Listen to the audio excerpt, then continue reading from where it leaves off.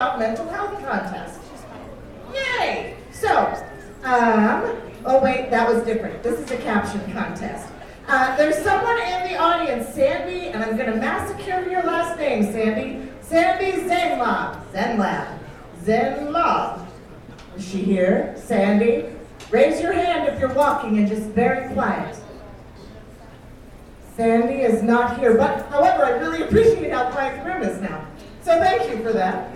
Evidently, Sandy has not arrived, so I'm not sure if we would like to just skip over this. All right, you know what? I'm going to talk about myself for a little while. This is lower than I thought it was. So for those of you who don't know me, my name is Kat Atwell. I've done improv comedy around Denver for over 10 years. I'm an MC for Ignite Denver. Yes, which is a phenomenal show that you guys should check out, ignitedenver.org. I was not told I could not plug my own stuff.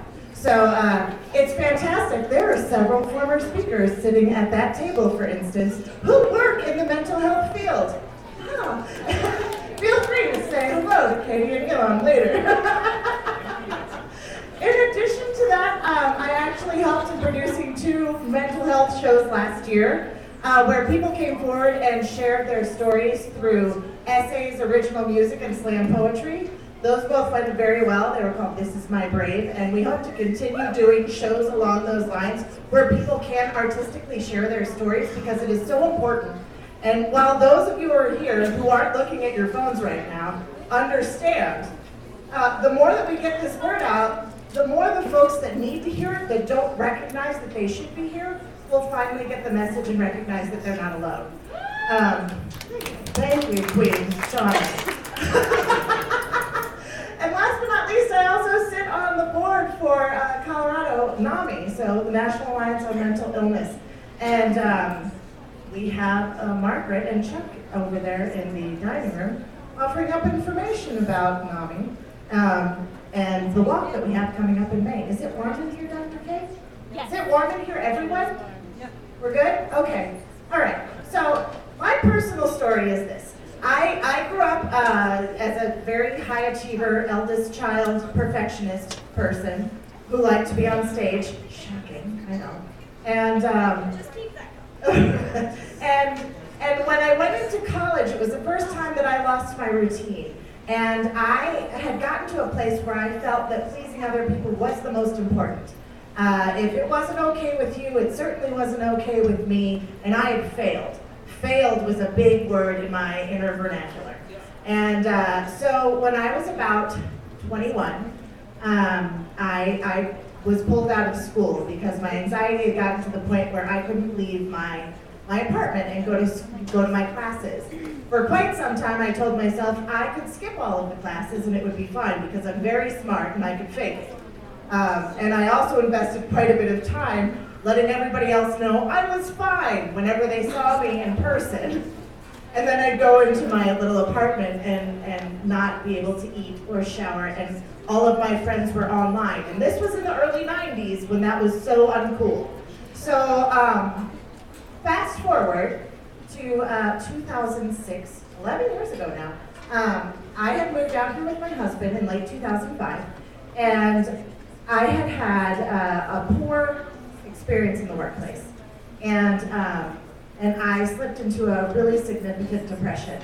And whereas before, if I was in a depression, I could sort of hide in my own little apartment and not have to, let anybody know I was not okay, because that was the worst. If anybody knew I was not okay, then it was a problem. So that doesn't work so well when you're married to someone and you live in the same house, because I couldn't hide it anymore. And so my husband, God bless him, took me to St. Anthony's Hospital. And at that point in time, I was diagnosed with bipolar disorder, anxiety disorder, panic disorder. And I, as a result, went on disability for 6 months and had to relearn who I was. And there was that transitional period where I became, in my head, I am a bipolar person. I am bipolar. That is what defines this person. I did not know about any resources that we had in Colorado. I just knew now that I was sick, and that's how I labeled myself, and that's why I never was good at anything, and it was a horrible place to be. I did, and I took it to mean that I was broken. And that's heartbreaking, and I know that still impacts people today. And I went through a really rough time. Thankfully, I had a very supportive family. Thankfully, they taught me that it's okay to fire a psychologist or a therapist if they don't work out for you, and helping me enable myself to stand up for things. I was told that I should never have had a full-time job, that it was a miracle that I found somebody who wanted to marry me. I mean, really, there's a person in Denver that told me these things that gets paid. Hopefully not anymore. Anyway, not that she's not here, just that you know what I mean. I have a great therapist now, and I've been with him for almost 10 years. And, and I don't pay him just to have him listen to my problems, by the way. I don't want to diminish the role of a therapist, because for those of you that work in the mental health field, you keep me alive.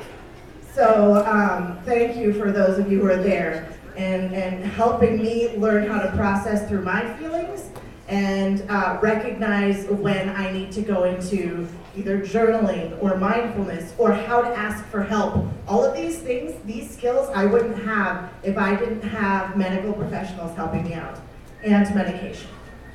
So there's that. Thank you. So it wasn't until like maybe 2010 that I actually got to the point that I was like, okay, I am not to the point of self-advocation, but I'm gonna walk for other people because they tell me I'm supposed to exercise. So indirectly, I'm gonna start doing mental health fundraising walks. Obviously not for me, but for the other people who are really suffering because, my problems aren't as bad as they I think they are, and I'm not that important, but I'm gonna walk for other people. And as I did that, I actually realized I'm not alone. There are other people that tell themselves, you know what, yeah, they said that you have a diagnosis, but if you just try hard enough, you can beat it. And that's not the case. My mental illness is going to be carried with me forever, and it allows me to do some really great things and meet some really freaking amazing people. I wouldn't be on this stage if I wasn't talking about my own mental illness on the regular. So,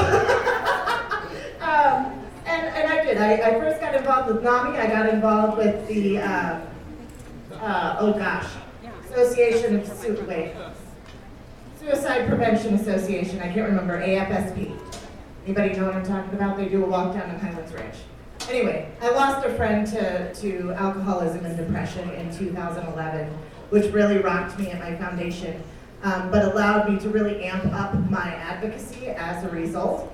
And since then, I have been honored to meet so many people, many of whom are in this room right now, because we all seem to continue to bump into each other. And that's no surprise. And I'm so glad that I do see familiar faces, because it means that you haven't given up and you want to keep trying. So thank you again. For all of you who I don't know yet, gonna meet you, and I'm gonna make it awkward. And that brings me to today. And I'm here now. I blog. I'm a blog on mamandcheese.com. It's Mam, M-A-A-M. And some days I'm better at it than others.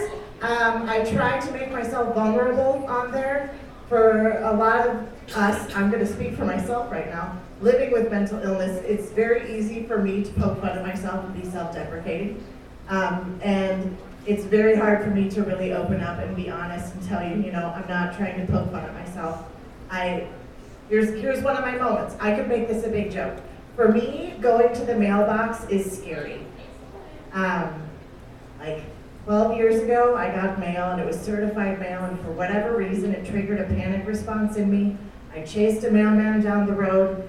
This is so easily a joke that I'm not making into a joke. But it still, to this day, is a major accomplishment when I go and get the mail for the family.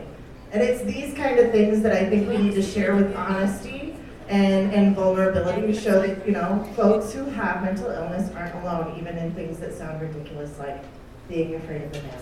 But enough about me. Thank you for listening to all of this as I ramble on. I